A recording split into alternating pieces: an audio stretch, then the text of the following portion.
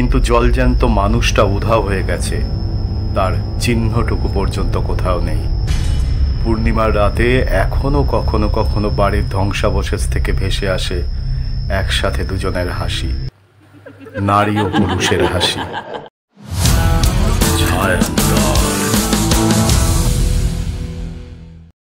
স্বল্প গল্পের জলসা ছায়ান্তরে আজকের গল্প চন্দ্রমল্লিকা বাড়ি।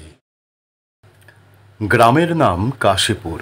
চারপাশে ঘন বাঁশঝাড়, মাঝে ঝোপঝাড়ে ঢাকা এক পুরনো জমিদার বাড়ি, চন্দ্রমল্লিকা বাড়ি। লোকমুখে শোনা যায় সেই বাড়িতে প্রতি পূর্ণিমার রাতে চন্দ্রমল্লিকা নামে এক জমিদার কন্যার আত্মা ঘোরাফেরা করে। 2020 সালের এক রাতে শহর থেকে সদ্য পাশ করা ডাক্তার অরিন্দম গ্রামে পোস্টিং নিয়ে আসে। বাড়ি ভাড়া পায়নি, তাই সবাই বলে চন্দ্রমল্লিকা বাড়ি খালি আছে, কিন্তু সেখানে থাকতে গেলে বুকের পাটা দরকার। তবে অরিন্দম ভয় পায় না, সে সেই পুরনো বাড়িতে উঠে পড়ে। স্থানীয় একজনকে দিয়ে পরিষ্কার করিয়ে নেয় জীর্ণ বাড়ির একটা ঘর। প্রথম রাতেই অরিন্দম দেখতে পায় এক সুন্দরী নারী, সাদা শাড়ি পরে, চুল খোলা, চোখে জল, জানলার পাশে দাঁড়িয়ে আছে। পরদিন আতিপাতি করে খুঁজেও তার কোনো খোঁজ মেলে না। দিন যত যায় রহস্য তত ঘনীভূত হয়। রাতে পায়ের শব্দ শোনা যায় ক্ষীণ কান্নার আওয়াজ।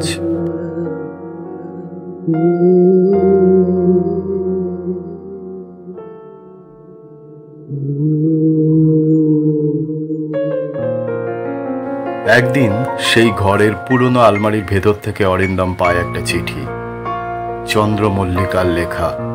সেখানে লেখা ছিল, যেদিন কেউ সত্যি আমাকে ভালোবাসবে সেই দিনই আমি মুক্তি পাব। পরের পূর্ণিমায় অরিন্দম চিঠিটা হাতে নিয়ে জানলার পাশে এসে দাঁড়ায়। চারিদিক নিস্তব্ধ, নিঝুম। হঠাৎ বাতাস বওয়া থেমে যায়। ঘরের তাপমাত্রা কমে আসে অস্বাভাবিকভাবে।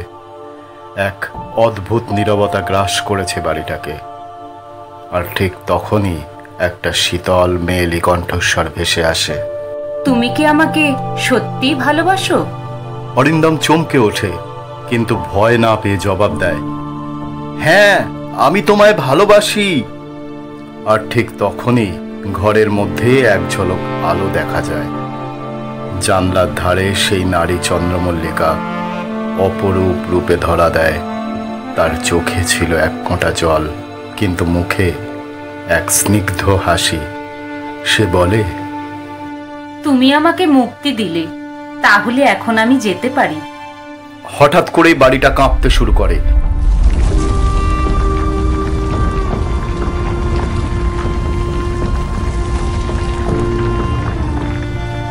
একটা বিকট শব্দ, আর তারপর সবকিছু নিস্তব্ধ।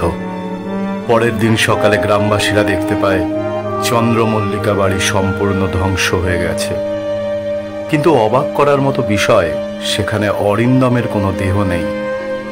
তার সুটকেস, চশমা, এমনকি ওষুধের বাক্সও পড়ে আছে।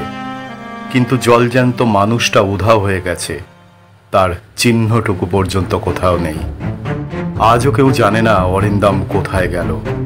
কেউ বলে সে চিরতরে চন্দ্রমল্লিকার সঙ্গে মিশে গেছে, আবার কেউ কেউ বলে পূর্ণিমার রাতে এখনো কখনো কখনো বাড়ির ধ্বংসাবশেষ থেকে ভেসে আসে একসাথে দুজনের হাসি।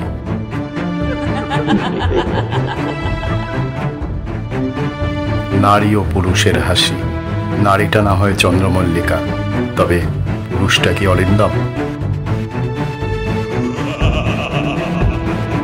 কেমন লাগলো আজকের গল্প চন্দ্রমল্লিকা বাড়ি? রচনা সৌম্য, গল্প পাঠে সৌম্য, চন্দ্রমল্লিকার ভূমিকায় নূপুর, সম্পাদনা ও শব্দ সংযোজনে উষ্ণিস। অবশ্যই কিন্তু কমেন্ট করে জানাবেন কেমন লাগছে ছায়ান্তরের গল্পগুলো।